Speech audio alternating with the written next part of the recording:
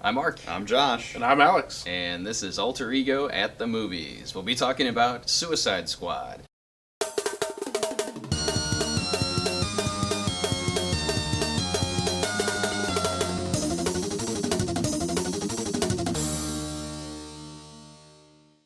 So we're going to start with kind of a non-spoiler version, and then we'll get into specifics. And we'll give you a heads up when we get to the spoilers so that you can turn it off or plug your ears, turn your volume down, whatever.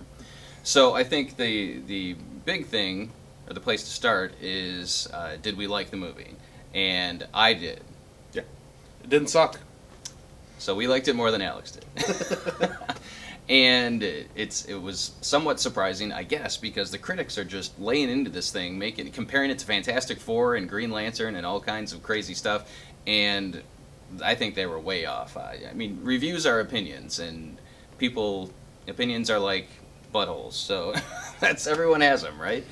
So what worked in the movie? Why don't you go first? I think a lot of the casting was really strong. Viola Davis as Amanda Waller. It's early. Will Smith as Deadshot. Margot Robbie as Harley Quinn was pitch perfect. And a lot of the performances are incredibly strong.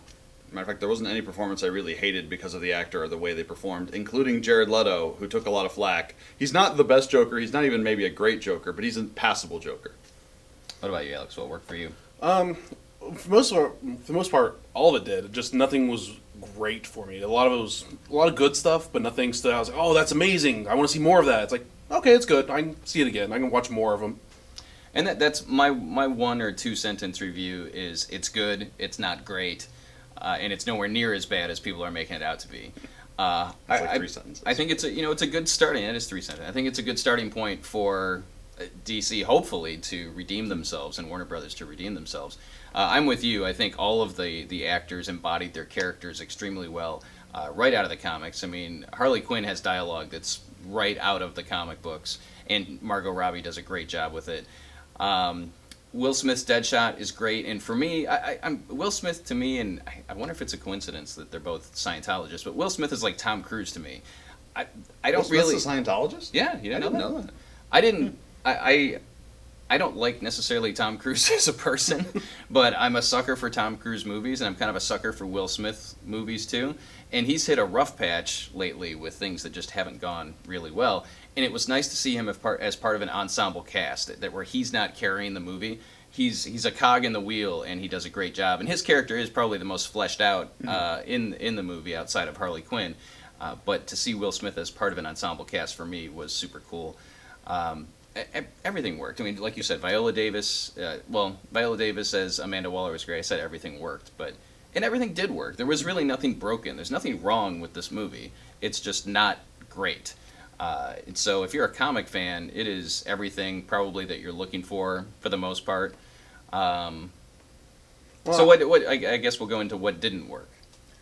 Oh, there are a lot of little nitpicky things, like you find in every movie that just kind of pulled you out of it or didn't make enough sense. And I think the biggest thing for me, and it's not even really an exact failure, it's just that it wasn't overly well paced. It felt like the editing was kind of choppy. I feel like the same performances shot or cut better would be a much better movie. It's just a little weird, the pacing. I thought there was a bunch of cliche parts to it, like, oh, well, there's this thing that happens, and we'll solve it by doing this thing that we all know is going to happen. Like, and then we'll slow it down to make it more dramatic and key the huge music. And yeah. Well, let's get into some spoilers here. So if you don't want to have it spoiled, you can turn it off at this point. Thanks for watching. We'll see you at the next review. But we'll get into some specifics here.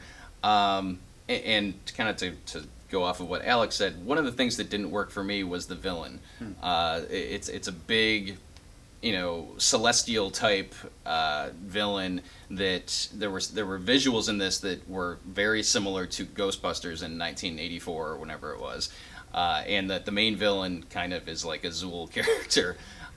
When you're fighting a supernatural being, which is what they're doing, their solution to me was a little We'll throw a bomb. Yeah, the solution was a little lame. Throw a bomb very slowly. But to me, that wasn't even what the movie was about. The movie was about the interplay between the characters. They could be fighting anybody. Then but becoming a family. I did feel like the big bad was a little lame. Yes, that line of dialogue, I'm not going to lose another family, will go down in history as being just incredibly awful.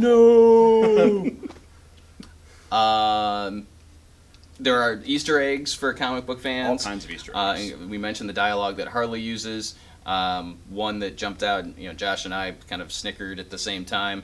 One of the buildings that they enter is named the John Ostrander Federal Building, and of course John Ostrander is the writer who created the Suicide Squad. The modern incarnation. Yes. What other Easter eggs do we have to look for?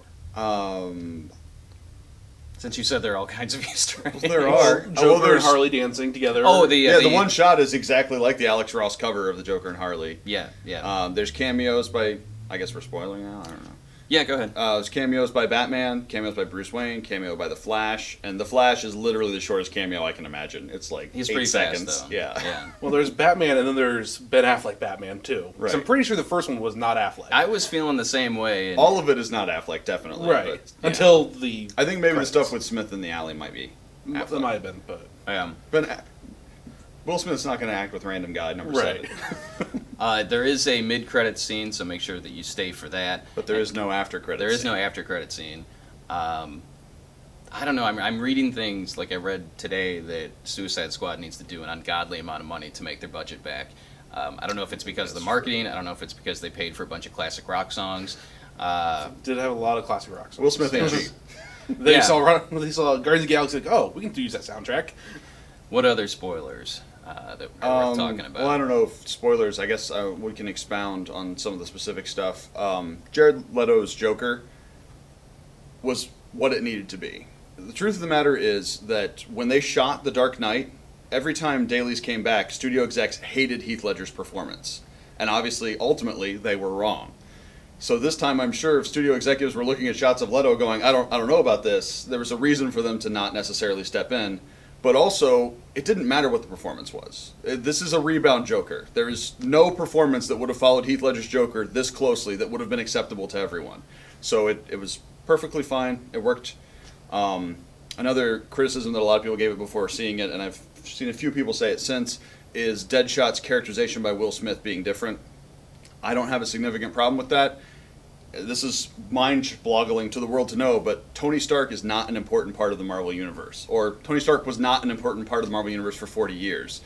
He was a B-level Avenger, even if he was a founding Avenger. Until Robert Downey Jr. started being him, he didn't matter. I would make a money bet that in 2007, when Civil War was being written and coming out, when the Iron Man movie was being shot and had been in pre-production for over a year, they used Iron Man in Civil War as the antagonist to Cap to set him up as important enough to have a movie amongst comic fans.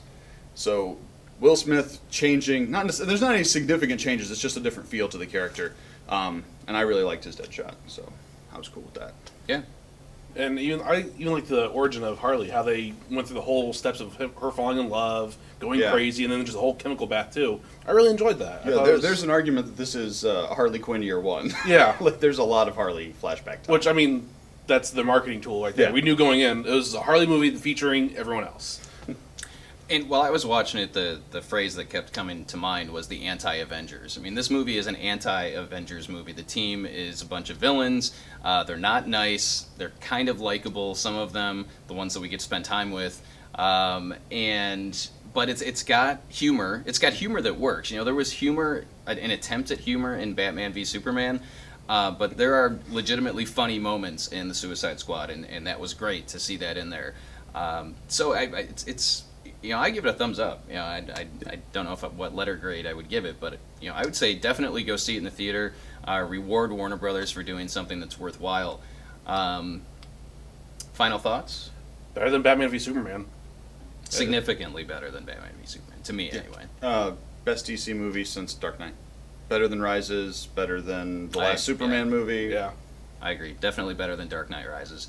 My final thought is to end on a little bit of a downer, unfortunately, but I'm not crazy about this DC Marvel animosity. They're playing up that the director said F Marvel at the premiere. Well, he's obviously never going to work for Marvel, so Right. why shoot yourself in the foot from a career standpoint because you want to be... And to be fair, the crowd chanted it, and he sort of responded back to it. So it's not It's not like you just out of nowhere said F Marvel. Jason Momoa did the same thing with Aquaman. I mean, Yeah. it's not an us versus them. That they need to understand that comic fans are comic fans. I mean, yes, there are DC and Marvel fans, but they're not, they're not going to see this movie. Marvel fans are not going to skip Suicide Squad, just like DC fans are not going to skip an Avengers movie. So, cut it out, Hollywood. Stop trying to make problems where they don't exist, and let's just all make some great comic movies, okay? You're allowed to like both. Yeah, absolutely. You don't have to choose sides. This is not Civil War. This is not Sophie's Choice. So, what did you think of Suicide Squad? Let us know in the comments below. If you enjoyed our alter ego at the movies, give the video a thumbs up and make sure to subscribe so you stay in the loop when all of our videos are uploaded. Thanks for watching.